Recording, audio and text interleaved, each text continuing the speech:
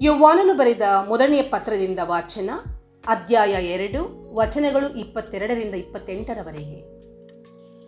ಪ್ರಿಯ ಮಕ್ಕಳೇ, ಅಸತ್ಯವಾದಿ ಎಂದರೆ ಯಾರು? ಯೇಸುವೇ ಕ್ರಿಸ್ತ ಎಂಬುದನ್ನು ಯಾರು ಅಲ್ಲಗಳೆಯುತ್ತಾನೋ ಅವನೇ ಅಸತ್ಯವಾದಿ. ಅವನೇ ಕ್ರಿಸ್ತ ವಿರೋಧಿ. ಅವನು ಪಿತನನ್ನು ಮತ್ತು ಪುತ್ರನನ್ನು ತಿರಸ್ಕರಿಸುತ್ತಾನೆ. ಪುತ್ರನನ್ನು ತಿರಸ್ಕರಿಸುವವನು ಪಿತನನ್ನು ತಿರಸ್ಕರಿಸುತ್ತಾನೆ. ಪುತ್ರನನ್ನು ಅಂಗೀಕರಿಸುವವನನ್ನು ಪಿತನನ್ನು ಅಂಗೀಕರಿಸುತ್ತಾನೆ. ಮೊದಲಿನಿಂದಲೂ ನೀವು ಯಾವ ಸಂದೇಶವನ್ನು ಕೇಳಿದ್ದೀರೋ ಅದು ನಿಮ್ಮಲ್ಲಿ ನೆಲೆಸಲಿ. ಮೊದಲಿನಿಂದಲೂ ನೀವು ಕೇಳಿದ ಸಂದೇಶ ನಿಮ್ಮಲ್ಲಿ ನೆಲೆಸಿದರೆ ಪುತ್ರನಲ್ಲಿಯೂ ಪಿತನಲ್ಲಿಯೂ ನೀವು ನೆಲೆಸುತ್ತೀರಿ. ಕ್ರಿಸ್ತ ಯೇಸು ನಮಗೆ ವಾಗ್ದಾನ ಮಾಡಿರುವ ನಿತ್ಯ ಜೀವ ಇದೆ. ನಿಮ್ಮನ್ನು ಸನ್ಮಾರ್ಗದಿಂದ ತಪ್ಪಿಸಬೇಕೆಂದಿರುವವರನ್ನು ಕುರಿತು ಇದನ್ನು ನಿಮಗೆ ಬರೆದಿದ್ದೇನೆ. ನೀವು ಕ್ರಿಸ್ತ ಯೇಸುವಿನಿಂದ ಅಭಿಷಿಕ್ತರಾಗಿದ್ದೀರಿ. ಆ ಅಭಿಷೇಕವು ನಿಮ್ಮಲ್ಲಿ ನೆಲೆಸಿದೆ. ಆದ್ದರಿಂದ ಯಾರೂ ನಿಮಗೆ ಬೋಧಿಸುವ ಅವಶ್ಯಕತೆ ಇಲ್ಲ. ಆ ಅಭಿಷೇಕವೇ ನಿಮಗೆ ಎಲ್ಲವನ್ನೂ ಬೋಧಿಸುತ್ತಾ ಬರುತ್ತದೆ. ಈ ಬೋಧನೆ ಸತ್ಯವಾದದ್ದು, ಮಿಥ್ಯವಾದುದಲ್ಲ. ಅದರ ಪ್ರಕಾರವೇ ಕ್ರಿಸ್ತ ಯೇಸುವಿನಲ್ಲಿ ನೆಲೆಸಿರಿ.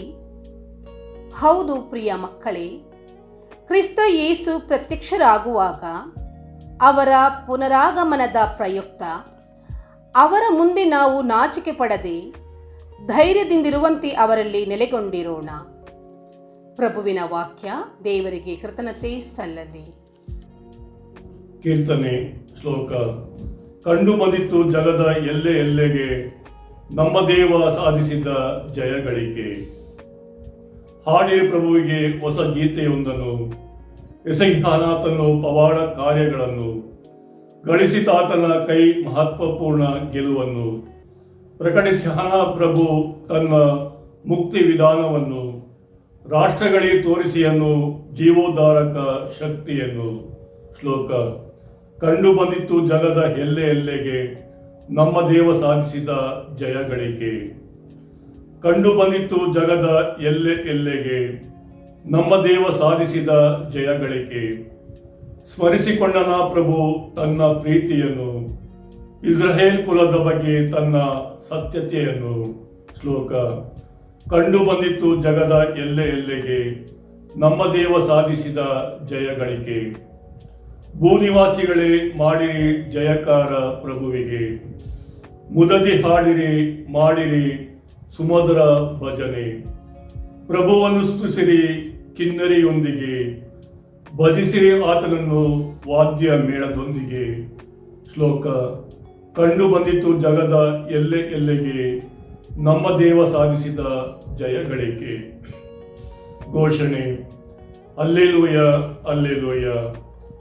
ಆ ದಿವ್ಯವಾಣಿ ಮನುಷ್ಯ ಆದರು, ಮನುಷ್ಯರಾಗಿ ನಮ್ಮೊಡನೆ ವಾಸ ಮಾಡಿದರು. ಕೆಲವರಾದರೂ ಅವರನ್ನು ಬರಮಾಡಿಕೊಂಡರು. ಅಂಥವರಿಗೆ ದೇವರ ಮಕ್ಕಳಾಗುವ ಹಕ್ಕನ್ನು ಅವರು ಕೊಟ್ಟರು. ಅಲ್ಲೇಲೂಯ.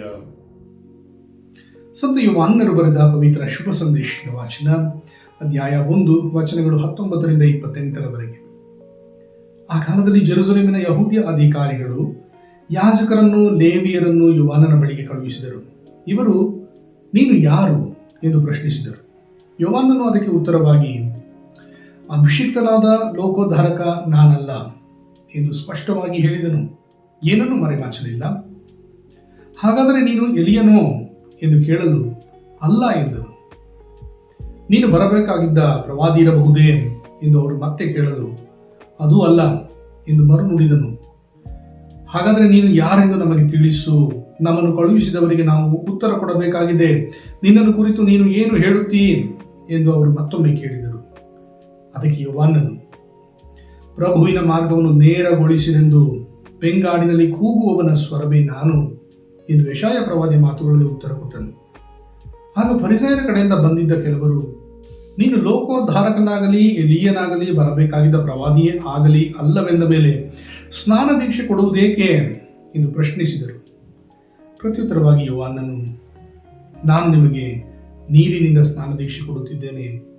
ನಿಮಗೆ ತಿಳಿಯದ ಒಬ್ಬ ವ್ಯಕ್ತಿ ನಿಮ್ಮ ನಡುವೆ ಇದ್ದಾರೆ. ನನ್ನ ಬಳಿಕ ಬರಬೇಕಾಗಿದ್ದವರು ಅವರೇ, ಅವರ ಪಾದರಕ್ಷೆಗಳನ್ನು ಬಿಚ್ಚುವುದಕ್ಕೂ ನಾನು ಯೋಗ್ಯನಲ್ಲ ಎಂದನು. ಯೋಹಾನನು ಸ್ನಾನದೀಕ್ಷೆ ಕೊಡುತ್ತಿದ್ದ ಜೋರ್ಡನ್ ನದಿಯ ಆಚೆ ದಡದಲ್ಲಿದ್ದ ಬೆಥಾನಿಯಾ ಎಂಬಲ್ಲಿ ಇದೆಲ್ಲವೂ ನಡೆಯಿತು. ಪ್ರಭುವಿನ ಶುಭ ಸಂದೇಶ. ಕ್ರಿಸ್ತನೇ ನಿಮಗೆ ಸ್ತುತಿ ಸಲ್ಲಲಿ.